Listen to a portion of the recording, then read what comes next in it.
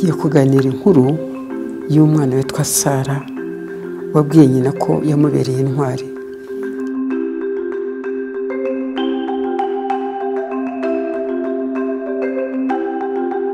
Nyina wa Sara ntashobora kuba umuti wa coronavirus, ntabwo bishoboka. Ariko ese COVID-19 isite? We ni Sara abaza nyina. Nyina aramusubiza ati COVID-19 cyangwa coronavirus ni akantu gato katabonwa n'ijisho, nyamara gakwirakwira mu nkorora, mu kwitsamura by'abarwayi, kandi niyo bakoze ku bintu cyangwa ahantu iruhande rwabo. Abantu barwaye bashobora kugira umuriro, inkorora, ingorane mu guhumeka. Sara ubwo rero ntidushobora kwirwanya kuko tutayibona, ubwo arabaza nyina. Nyina aramusubiza ati dushobora kwirwanya, niyo mpamvu nshaka ko utandura. Sara ati iyi virusi yahangayikishije abantu b'amoko yose, kandi buri wese yadufasha kwirwanya. Abana ntibasanzwe kandi nabo bashobora gufasha. Ugomba kuguma uri muzima kubera twebwe. Nifuza ko wambera intwari. Sibyo? Sara araryama iryo joro, ariko ntiyiyumva nk'intwari na busa. Yumva ahangayitse. Yashaka kujya ku ishuri ariko ryari rifunze. Yifuzaga kubonana n'inshuti ze, ariko ntibyari byiza, ntabwo yabyemererwaga. Sara yashakaga ko coronavirus ihagarika gutera isi ubwoba. Intwari zifite ububasha burenze, niko yibwiraga ahumirije amaso ngo asinzire. Aribwira ati jye mfite iki? Arasinziriye yarahumirije, aribaza ngo jye mfite iki? Bitunguranye yumva ijwi rituje ryongorera izina rye mu mwijima. Sara nawe yongorera ati uwo ninde? Ijwi riramubaza riti ukeneye iki ngo ube intwari Sara? Sara ati nkeneye uburyo bwo kubwira abana bose ku isi uko bakwirinda kugira ngo barinde buri wese, birinde kandi barinde n'abandi. Ijwi riramubaza ati urashaka ko mba iki? Nkeneye ikintu cyaguruka, ikintu gifite urujwi runini, ikintu gitangaje cyiza mu cyezezi. Sara ati uri igiki? Arakibaza ati ni Ariyo. Icyo kintu uko cyitwaga. Sara ati sinigeze mbona Ariyo mbere. Ariyo ati nahoze hano buri gihe, nturutse mu mutima wawe. Bitindaho avuga ati niba ngufite nshobora kubwira abana bose mu isi ibya coronavirus, nshobora kuba intwari. Ati ese ni byiza kugenda hari coronavirus? Ariyo abwira Sara ati twabishobora turi kumwe, utagiye wowe wenyine. Sara ati nta cyaguhungabanya turi kumwe. Ubwo Sara asimbukira ku mugongo wa Ariyo, nimuze murebe, maze bombi basohokera mu idirishya ry'icyumba cye cya Sara mu kirere nijoro. Baguruka bagana inyenyeri, banasuhuza ukwezi. Izuba uzi ko rirasa mu gitondo, murabizi? Mu gitondo riba rirashe. Bageze mu butayu. Mu butayu ni ahantu hataba ibyatsi, murahazi, mujya mubyumva? Byitaruye hafi ya piramide. Piramide mujya muzumva ko ziba mu Misiri, mu gihugu cya Misiri, muri Egiputa. Ibintu bubaka birebire bizamutse nk'imisozi. Aho itsinda rito ry'abana abana bakiniraga mwababonye abana barasakuza bishimye nuko bapepera Sara na Ariyo. Umwe mu bahungu ati murakaza neza, nitwa Salemu, murakora iki hano? Mwihangane, ntidushobora kubegera, tugomba kuguma kuri metero imwe. Sara ati niyo mpamvu turi hano. Aratangira arivuga ati nitwa Sara, uyu ni Ariyo. Mwari muzi ko abana bashobora kurinda coronavirus? Abaturanyi, inshuti, ababyeyi n'abana na ba nyirakuru na ba sekuru babo, twese dukeneye ushobora kubibarinda kuko turacyashaka kubana nabo. Salemu n'agatwenge araseka. Gukaraba intoki dukoresheje isabune n'amazi turabizi. Sara ati tukororere hehe? Mu nkokora kwa kundi iyo turwaye, kandi dupepere abantu aho kugira ngo duhane ibiganza. Ndizera ko namwe mwabimenye. Tugerageze kuguma mu nzu nubwo dutuye mu mujyi wuzuye abantu, kandi bose ntabwo bakuma mu rugo. Ariyo aratanga ati hari ubwo nabafasha kuri icyo, ntibashobora kubona coronavirus, nyamara bashobora kumbona munsimbukireho, ariko mwicare ku mababa yanjye hirya no hino, harimo n'ibyibura metero imwe hagati. Ako kanya Ariyo agurukira mu kirere ahetse Salemu na Sara, babaye babiri. Umwe agiye hariya, undi agiye hino.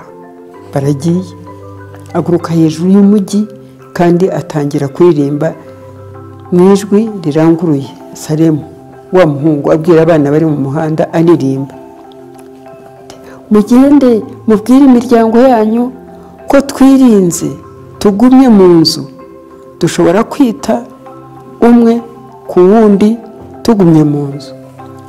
Abantu batangiraga ibyo babonye, barapepeye, hanyuma bemera kujya mu mazu, ntibongera kujya hanze. Ariyo wa wundi bahetse aratumbagira mu kirere. Salemu asabwa n'ibyishimo, arasakuza.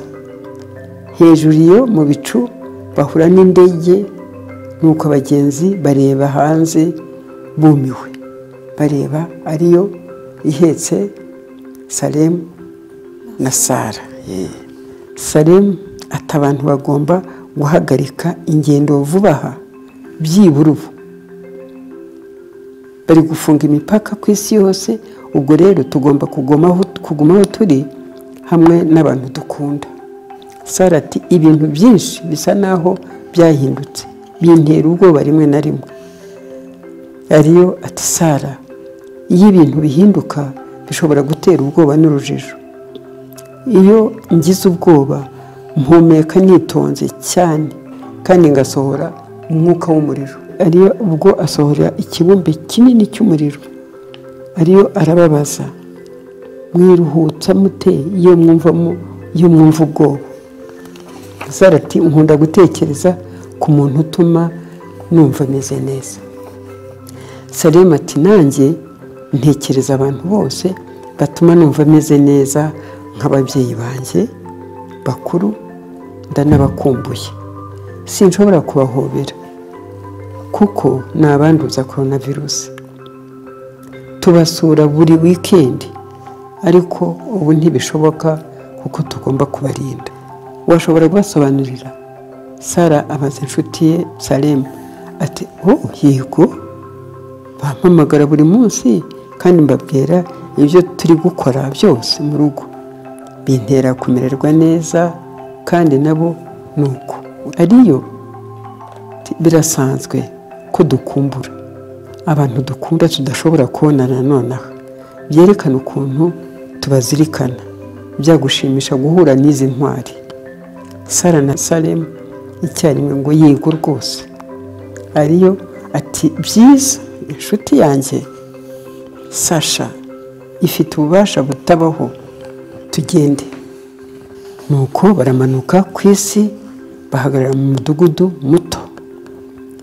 Akana k'agakobwa kari hanze gaca indabyo, kabonye ariyo n'abana bicaye ku mababa ya mababa yombi, karaseka, karasakuza kati ariyo, tugomba guhana metero imwe hagati yacu byibura, ubwo rero ndaguterera hobe. Aho kugira ngo muramutse aravuga ati hobe, ese murakora iki hano? Uwo ni wa mwana Sasha arabaza ariyo. Numvise hobe yawe ukiyivuga Sasha, nkunda uko ukoresha amagambo werekana uko twita ku bandi ndetse n'ibikorwa. Nashaka ko inshuti zanjye zimenya ububasha bwawe buhanitse. Sasha, ubwo bubasha ni ubuhe? Arabaza ariyo. Ariyo ati kuva umwe mu muryango wawe yarwara, ugumye mu rugo kugira ngo utagira undi n'umwe ushyira coronavirus. Sasha, yego ni papa. Agumye mu cyumba cye kugeza igihe azaba yakize neza. Nyamara si bibi cyane, dukina imikino, turateka, bakamara igihe mu busitani bwacu, tukanasangira amafunguro. Abavandimwe banjye nanjye twikora ku mano tukabyina, dusoma ibitabo, bityo ngashobora gukomeza amasomo, kuko hari igihe numva nkumbuye ishuri. Kuguma mu rugo byabanje kuntonda, uwo ni Sasha, ariko ubu numva ari ibisanzwe. Ariyo ati ntibyoroshye, abwira Sasha, ubona uburyo wishimisha kandi ugasabana n'abawe mu rugo, ibyo bikugira intwari yanjye. Salem ati hari ubwo wanduranya n'umuryango wawe? Sasha ati turanduranya rimwe na rimwe, tugomba kwihangana cyane no kumvikana cyane ndetse no kwihutira gusaba imbabazi. Ubwo nibwo bubasha buhanitse kuko bwatuma twebwe n'abandi tumererwa neza. Ati numva kandi nkeneye akanya gato ko kuba njyenyine. Nkunda kubyina no kuririmba njyenyine, kandi nshobora guhamagara inshuti zanjye rimwe na rimwe. Sara atari ko ariyo, abantu bari kure y'iwabo cyangwa batagira inzu bamerewe bate? Ariyo ati icyo kibazo ni cyiza. Ubwo arabwira Sara ati reka tujye kureba. Basezera Sasha, barongera baragenda. Umwuka ugenda wongera ubushyuhe. Igihe bagwaga ku kirwa gikikijwe n'inyanja, ahabona inkambi yuzuye abantu benshi. Umukobwa umwe arababona, abasuhuriza kure, agira ati uraho ariyo, nezejwe no kongera kukubona. Turagerageza gushyira metero imwe hagati yacu. Ubwo rero ndakuvugishiriza hano ndi, nyamara nifuza kuramutsa inshuti zawe. Nitwa Leila. Sara ati uraho Leila? Nitwa Sara, kandi uyu ni Salem. Biragaragara ko ugerageza kwirinda coronavirus. N'iki kindi ukora? Leila ati dukaraba intoki dukoresheje amazi n'isabune. Salem ati munakororera mu nkokora. Leila ati ushobora kutwereka uburyo? Nuko Salem arabereka uko bakororera he? Mu nkokora. Leila ati twese turagerageza kuba intwari, nicyo tubashakaho namwe, ariko mfite ubwoba bw'ikintu. Ese nakibabwira? Numvise ko hari umuntu warwaye arapfa, none byanteye ubwoba bwinshi. Ni ukuri koko abantu bicwa na coronavirus? Ariyo ariruhutse ati yego ntwari, ntibisanzwe. Abantu bamwe ntibarwaye na busa, ariko abandi bashobora kuremba ndetse bagapfa. Niyo mpamvu kwitondera abageze mu zabukuru n'abasanganywe izindi ndwara, kuko ari bo bibasiwe cyane. Rimwe na rimwe iyo twumva ubwoba bwadutashye cyane byafasha kwiyumvira ahantu hazima mu mitwe yacu. Mwumva twabigerageza hamwe. Bose bati yego. Nuko iyo asaba abana guhumiriza no gutekereza ahantu habamerera neza. Ariyo ati mutekereze icyo mwibuka cyangwa se igihe mwumvise mumerewe neza. Ababaza icyo bashobora kubona, icyo bumva ndetse n'icyo bahumuriwe nacyo aho bari bamerewe neza. Abaza niba hari umuntu udasanzwe baba bifuza gutumira aho hantu heza n'icyo baganira. Ariyo ati mushobora kujya aho hantu heza iyo mwumva mufite agahinda cyangwa ubwoba. Ubwo nibwo bubasha buhanitse mufite, kandi mushobora kubusangiza inshuti zanyu n'imiryango yanyu. Ndetse mwibuke ko mbitayeho n'abantu benshi babitayeho. Ibyo nabyo bizabafasha. Ibyo ni ukuri. Dushobora gufashanya aho turi hose. Mwaza tukajyana mu rugendo rwacu rwa nyuma. Noneho Leyila nawe agiye ku mugongo wa Ariyo. Leyila yiyemeza kujyana na Ariyo n'inshuti ze nshya. Sara yishimiye ko Leyila abana nabo kuko yari azi ko rimwe na rimwe dukenera gufashanya. Baguruka nta mususu, bacecetse. Ariko Leyila yari azi ko inshuti ze zimwitayeho cyane. Imisozi iriho amasimbi itangira kugaragara. Nuko Ariyo agwa mu mujyi muto. Abana bake bakiniraga hafi y'umugezi. Umwe muri bo apepera ati Ariyo. Ariyo ati uraho Kim. Mwese nashakaga ko mumusuhuza zimwe mu nshuti zahuye na coronavirus zikayikira. Salemu byari bimeze bite? Kim ati narakororaga kandi ngahinda umuriro mwinshi rimwe na rimwe. Numvaga umunaniro kandi nkumva ntashaka gukina mu minsi mike. Nyamara narasinziraga cyane n'umuryango ukanyitaho. Bamwe mu babyeyi banjye bakuru bagombye kujya mu bitaro. Abaforomo n'abaganga babafashe neza, kandi abaturanyi bacu baradufashije mu rugo. Nyuma y'ibyumweru bike twasubiranye ubuzima bwiza cyane. Umwe mu bandi bana ati ndi inshuti ya Kim. Nubwo Kim yagize coronavirus twagumye kuba inshuti. Nubwo ntashobora kumubona sinigeze mpagarika kumwitaho, ndetse tunezejwe no kongera gukina twese hamwe. Ariyo rimwe na rimwe icy'ingenzi twakora nk'inshuti ni ukurindana, niyo byaba birimo guhana intera ya metero imwe mu gihe gito. Leyila ati dushobora gukorerana ibyo bintu.